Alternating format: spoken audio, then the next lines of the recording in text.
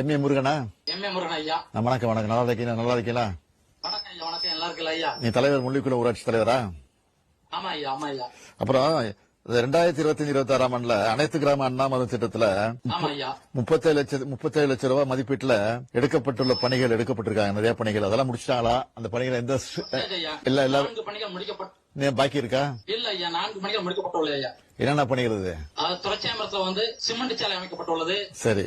முள்ளிக்குளத்துல முத்தானாம்பலத்துல paver பிளார் சாலை அமைக்கப்பட்டுள்ளது. புதிய ரேஷன் கடை எங்கள் ஊருக்குள்ள புதிய ரேஷன் கடை அமைக்கப்பட்டுள்ளது. சரி. சாலையோர தெருவிளக்குகள் 25 தெருவிளக்குகள் அமைக்கப்பட்டுள்ளது ஐயா. சரி.